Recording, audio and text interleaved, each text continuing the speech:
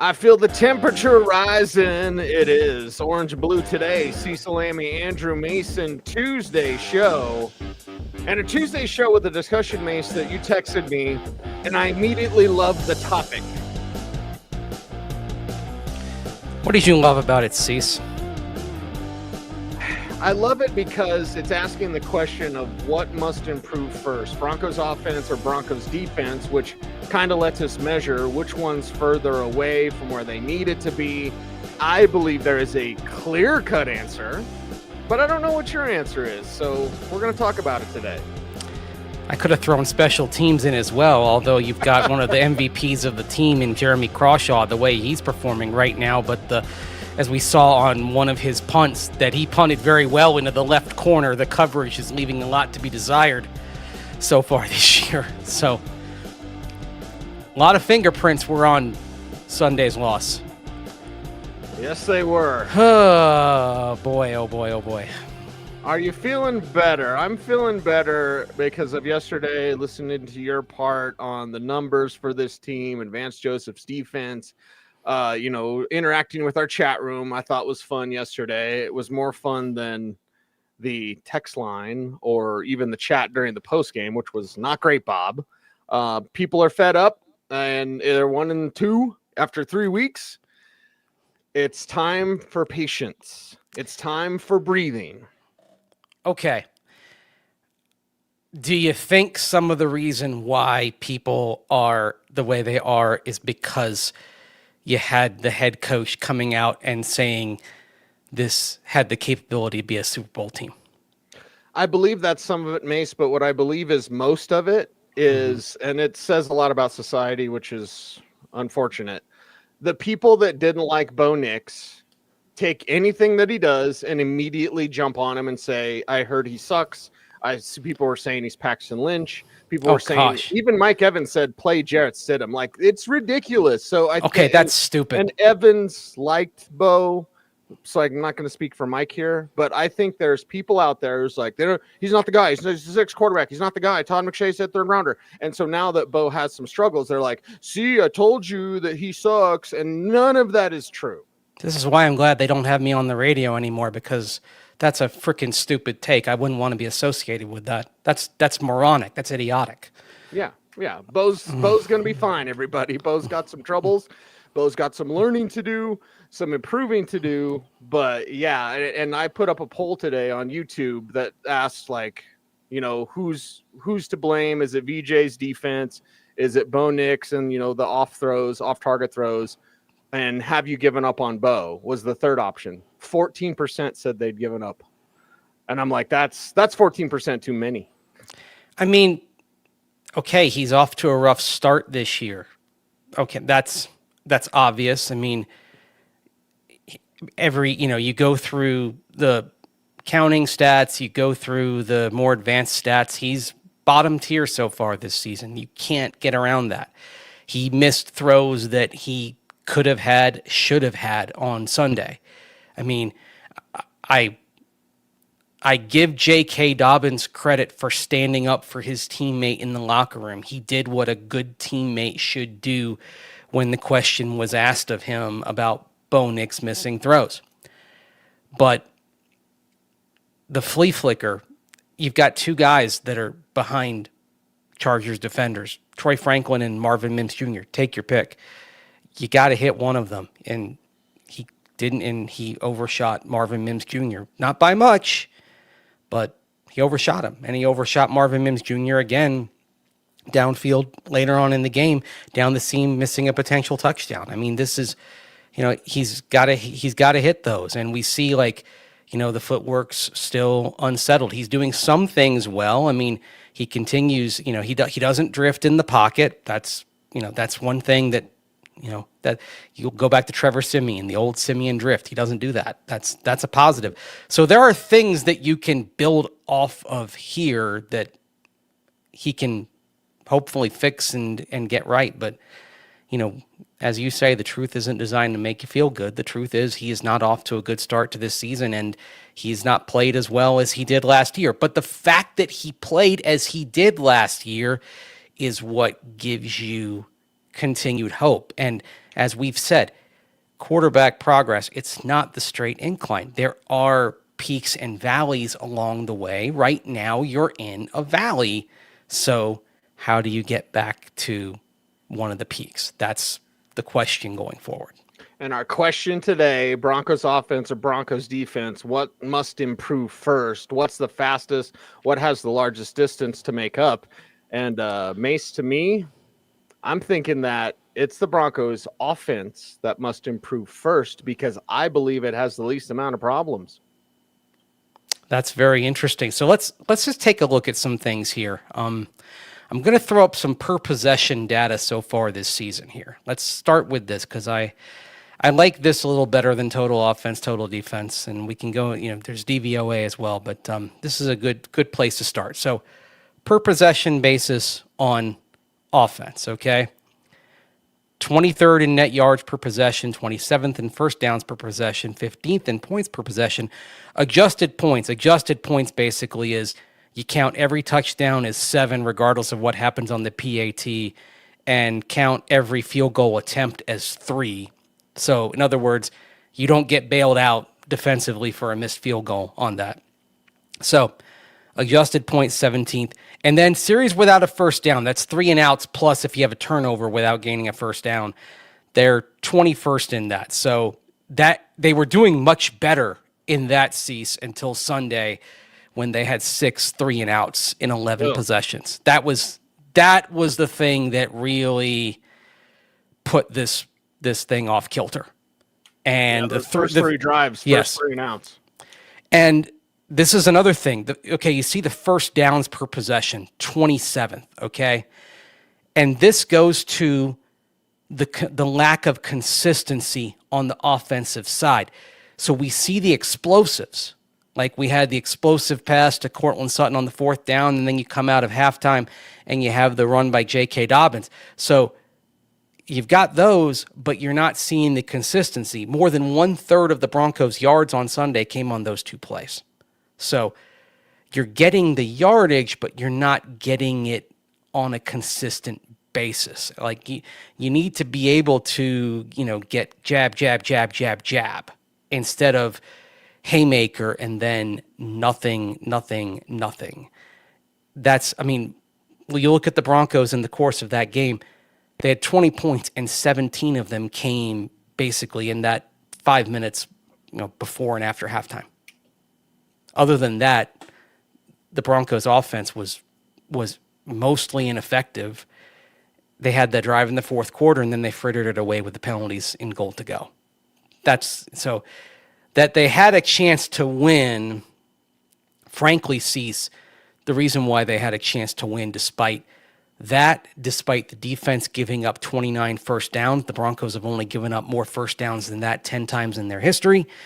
The fact that they had a chance to win is because they were +2 in turnover margin, something that reversed what they had been in the first 3 games. So they actually did the thing that they needed to do to win. They got turnover margin right, but they were beat so soundly, consistently in the rest of the game that it overtook the fact that they did something very specifically important that they needed to do to win. And frankly, if you told me going into the game that they were +2 in turnover margin, I would have said, great, they're going to be tied for first place.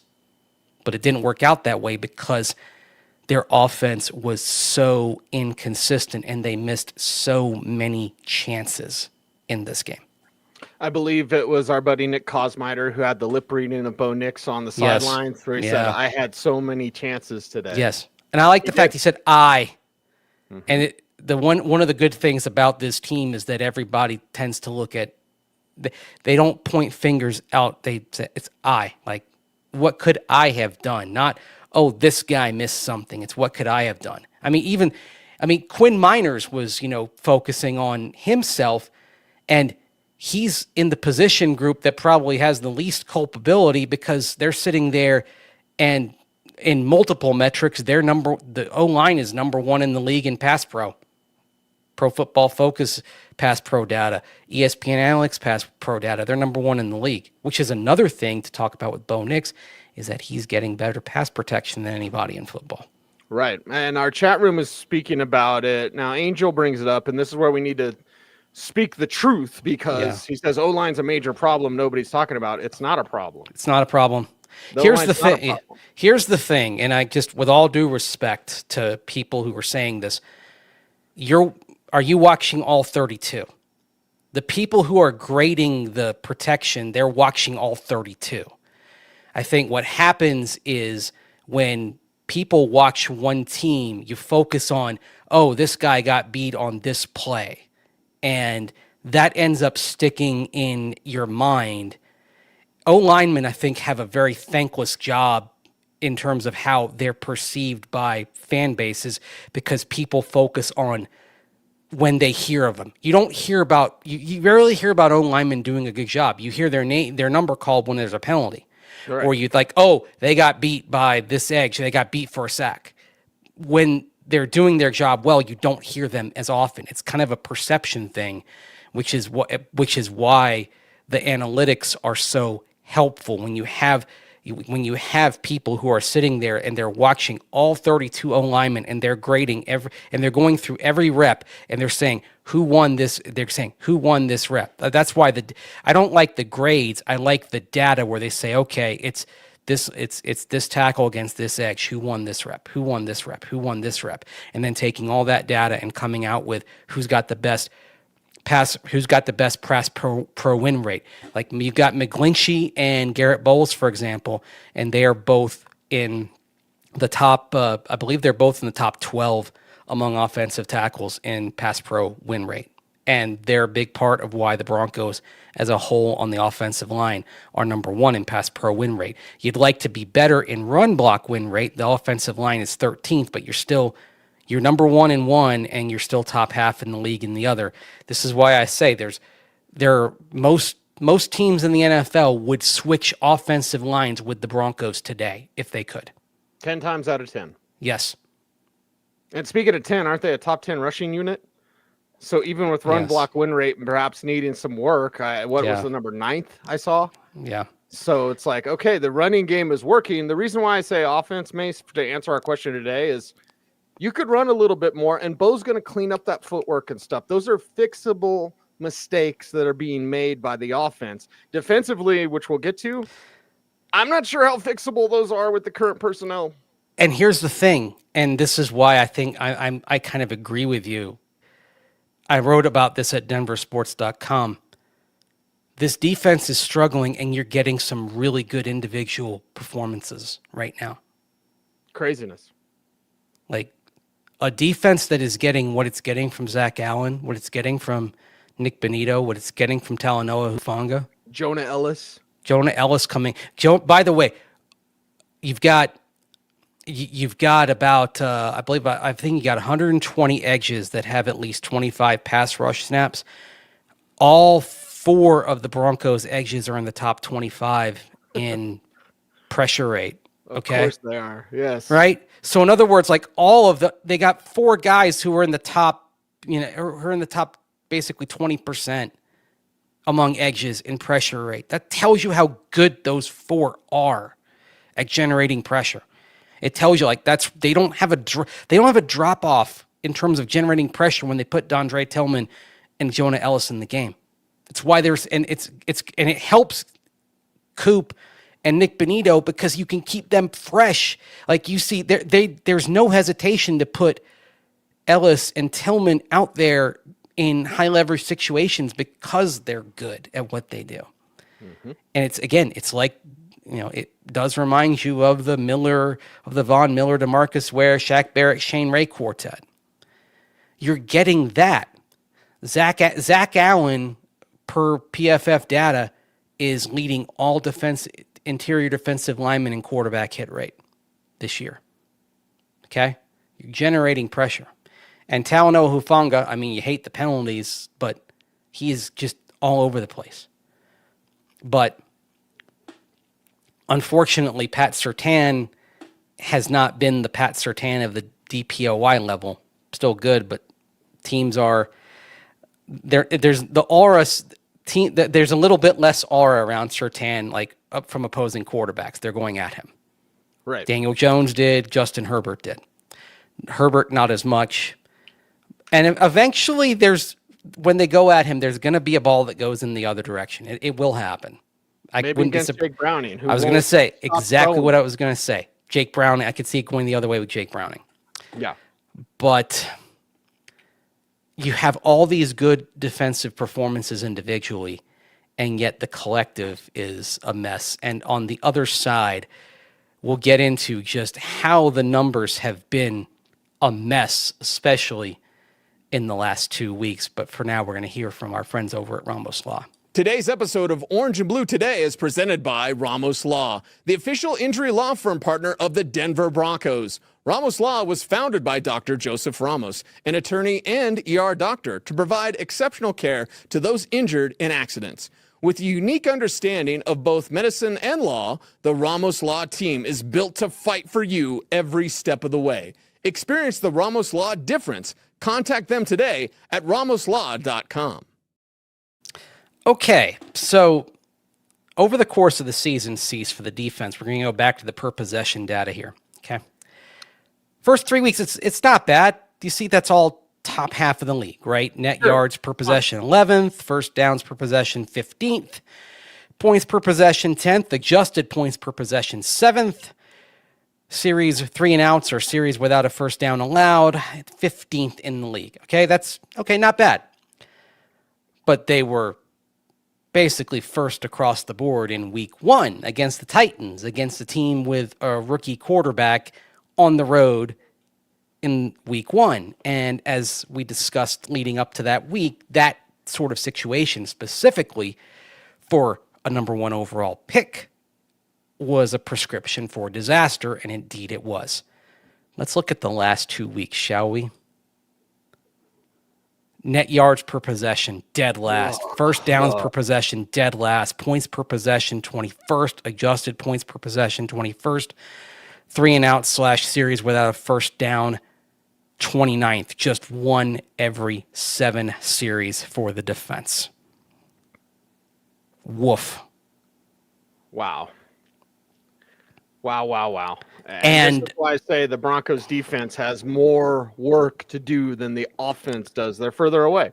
And the problem is we're stacking it on what we saw at the end of last year. That's the concern I have, is that now we're basically going on a half season here, a half season's worth of play in which basically from the Cleveland game in week 13 last year through Sunday against the Chargers, there are really only 2 games you've played where there hasn't been something that has gone massively wrong at some point. Like even the game where you beat the Colts, the run defense leaked badly, and Jonathan Taylor went wild against them for 2.5 quarters, basically, until he dropped the ball. So the only 2 games that went well for the defense, one against a first-time starting quarterback in Cam Ward, and the other against the Chiefs JV. The other games, against Cleveland, Jerry Jeudy and the Cleveland passing game goes off. I mentioned the Colts game, Jonathan in Denver. Jonathan Taylor went well over 100 yards. Chargers game in LA. Chargers put up 30 plus, end up pulling away from the Broncos. It turns into a track meet game. The Broncos lose. Bengals game in Cincinnati. You don't force a punt until overtime. Bills game in Buffalo. Worst time of possession discrepancy in 41 years of Broncos football because they just run it down your throat and you can't get off the field. Colts game in Indianapolis. You don't force a punt in the entire game. And then this past game against the Chargers, you give up 29 first downs, and in part because of the offense as well. Worst first down discrepancy against the Broncos since 1966. I mean, things are happening here. There's something going massively wrong, and there's a number for something massively wrong week after week after week after week. Right? Mm-hmm. That's the problem here. And when it happens again and again and again, you start, okay, it's the concern. It's the pattern. We always say, look for patterns. There is a pattern here. And unfortunately, you have these great performances, but at inside linebacker, you're getting shredded. Like Worked. it's you've got a struggling core of the defense, and if you don't have the core right, if the center, things fall apart when the center cannot hold. That's what's going. And right now, the center of defense is breaking down, and everything seems to be just devolving from there. And you're not going to have Dre Greenlaw for another 3 games. So, what do you do? And you don't have, Drew Sanders is still on injured reserve. I mean, I don't think there's any sign that they're going to try any of the young guys here, that they think that's a better situation. So, I mean, this kind of is what it is right now. Yeah, gonna kind of have to accept your weak spot and just deal and work around it. You know that they'll struggle to stop the run. Cincinnati doesn't run, and you don't want it to start this week, by the way. Yeah. And then I'm not saying Noah Fant revenge game or Mike Gesicki game, but you didn't stop Aronde Gadsden in his very first game as a pro. I mean, if I'm Zach Taylor, this is a game I'm working the tight ends here. All day. Tight ends across the middle. That's what I'm doing here. All day. Yep. And then set stuff up for a shot at Jamar. Jake Browning is not going to be afraid to go after anybody. He's like a less kitschy Gardner Minshew. I was going to say he's a little like he's Gardner Minshew / Ryan Fitzpatrick in that he will take chances, and some of these are very much unwarranted gambles, and it's going to get him in trouble. But think of it like it may look a lot like the Cleveland game last year. There may be some big plays, but he will give you chances for takeaways, and the equation for this game may well involve at least one takeaway going all the way in the opposite direction. That's why I say, like, maybe this is the game where if you throw at Surtain, it does go all the way back like it did against Minshew last year in the game against the Las Vegas Raiders. That's something that, and this helps overall, because if you have the offense still trying to find its way, then a defensive touchdown would certainly help the calculus of getting the win that you need to get, because with all of this that we're talking about and the way the defense is struggling, in no way do you like the matchup in Philadelphia. I mean, not at all. That seems pretty close to being kind of it's a measuring stick game, but that's one that seems pretty unlikely to be won. But that's fine. If you can get this game against the Bengals, yeah, you can lose the game to Philly, but then on the other side of that, you have the Jets and Giants, and then the Cowboys at home. I mean, you can see 5-3 from here. And that's another reason why, I mean, we're talking about things that have to improve, but you can see 5-3 from here. And then if things go well, I mean, they hit the reset button on Dre Greenlaw. And if you can get Dre Greenlaw back, then you can start saying, okay, now this defense starts to hopefully take on the intended look that it was designed for to begin with. But right now it's a mess. And I don't know if Dre Greenlaw is going to be a complete cure-all, because, again, some of this stuff dates back to last year too.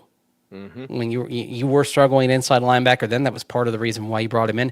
And you bring in Hufanga, and that's the thing, like, Hufanga has objectively been an upgrade, and yet that hasn't fixed everything. And that's the thing that concerns me, Cease, is like you have all these great individual performances, but right now, the phrase greater than the sum of their parts? Right now, this Broncos defense is less than the sum of its parts. They're underachieving. The sum of the parts should be, even without Dre Greenlaw, the sum of the parts should be a top 10, even like top 5 defense. And right now it's nowhere close to that. So what's the answer? Yeah. The answer is coaching. Because I agree with you. On paper, the talent is there. So coaching, and plus their weak spots are just getting accentuated time and time again. And it's not the Philly week, Mace. Yeah. But I will remind people not to scare anybody. Do you remember Eric Dickerson on Halloween? Because Yes. Pepperidge Farm remembers. That's what Barkley could look like if the Broncos don't get this fixed and fast. Are you saying that there could be a second straight 50 burger on the board against the Broncos in a trip to Philly? Because they gave up 51 the last time they went to Lincoln Financial Field. Yes. I mean, that's not out of the question here. If That's this a Philly defense can't fix offense things. that is kind of stumbling this year. But what fixes you facing the Broncos when they're weak that against the run, they're weak against tight ends? I mean, that would be a get well. That would be the get well tonic for them, wouldn't it? Oh Yeah, it man, would. that would be ugly. Yeah. That's the thing. Yeah, they gotta get this remedied and fast. Do optics matter on Monday night? We'll have this discussion more as the week goes on. Full disclosure, I'm on assignment Friday, so we'll have some stuff there for you. But like, do optics matter? I just want a W. Yeah. But if it's like a barely pull it out sort of W against Jake Browning, I'd rather have like 35-14. 35-17, 35-20. Come on, please, something. I think optics do matter in this. I think you need something convincing here. Very good. Because the first win wasn't convincing at all. And look at what the Colts did to the Titans on Sunday. The Colts did what a good team should do to a bad team. Mm-hmm. They pummeled them. And that's the thing with the Colts. Like, the Colts have played two bad teams, and they've just throttled them. They clobbered the Dolphins. They clobbered the Titans. That's what you should do. I'm in the camp that believes the Colts are for real. And one thing, if you're gonna let's have some positivity here. The Broncos may just have played two of the toughest teams that they'll see this year in the Colts and Chargers. The Colts may be one of the toughest teams they face. And on the positive side, you were close against them. So, okay, we're not talking about a great distance that the Broncos need to close here in terms of winning these games. So I still believe. Look, I said 11-6. I still think 11-6 is there for this team. I think it's very much there. That's why I say you can see 5-3 from here. I mean, the way Houston's looking, you may be able to see 6-3 from here. And then after that, you have two divisional home games against the Raiders and the Chiefs, and they're at home. Okay, everything is still in front of this team if they can get things fixed. But there's the if right there.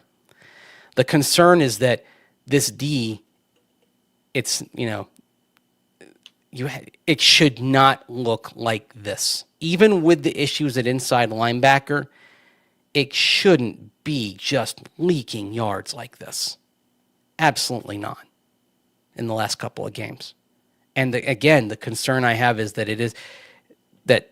the glitches from late last season have not been fixed. I mean, I feel like we did say this a lot, but in December of last season, this was dead last until the defense. The Broncos were, which is part of why they did put so much in free agency into targeting the defense, because they knew this down the stretch. This was not a good D, despite the personnel they did have. It was not a good D, and if performances like this continue, I think you're right. I think there may be some tough conversations to be had over there.